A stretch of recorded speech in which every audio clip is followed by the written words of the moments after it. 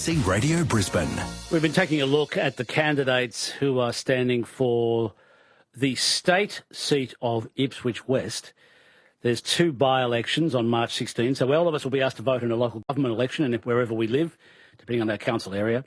But for for people in the Inala electorate, you'll be asked to vote for your state MP, and if you're in Ipswich West, you'll be asked to vote for your state MP. There's one candidate I've not brought you yet, and that's Mark Bone. Mark is running for the One Nation party.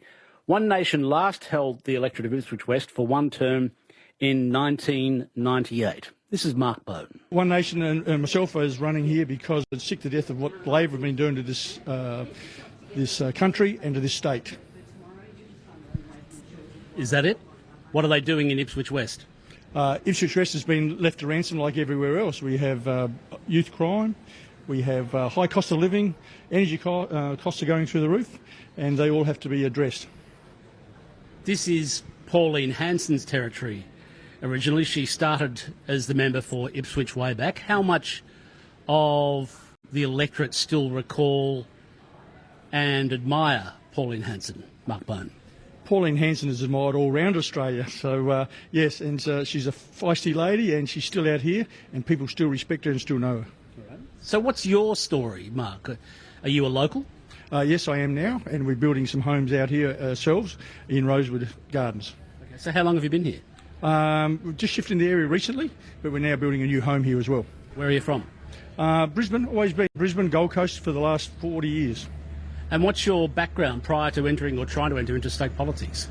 In the 1980s, I started a little car rental company called Rent-A-Ute and built that to a business with 500 franchisees and 2,500 utes on the road, running out of service stations.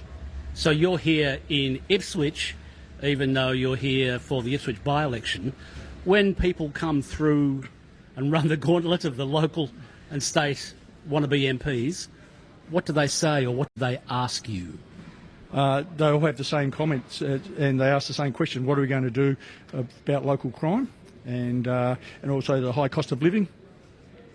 So why do you think the crime rate is up in Ipswich? I've heard all sorts of quite high figures. Why do you think the crime rate is up here, Mark Bone?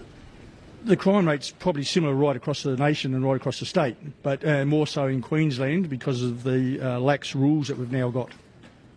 What rules? What rules are you referring to? With regards to detention and release.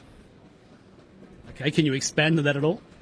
Sure. Prior to the changes in the government, their changes, the Labor government, we used to have different rules of how people were addressed. Now we have weaker laws and we have weaker judges that are unable to detain these people as they'd like to. So if you were elected as the state MP for Ipswich West, what would be important to you? What would you like to achieve? As you know, as a member, I would be One Nation and I would be only one of many. So it's a by-election. We will have a state election in October and we'll be running in most electorates, and then we'll be able to do a great change, and we're looking to be the balance of power. Is it an issue for voters here that they have to vote both in a local government election, but in your case, a state election as well? There's some crossover for the two. Is it an issue for people? It's total confusion. Yeah, people come here, half of them don't know that they have a state election at the same time.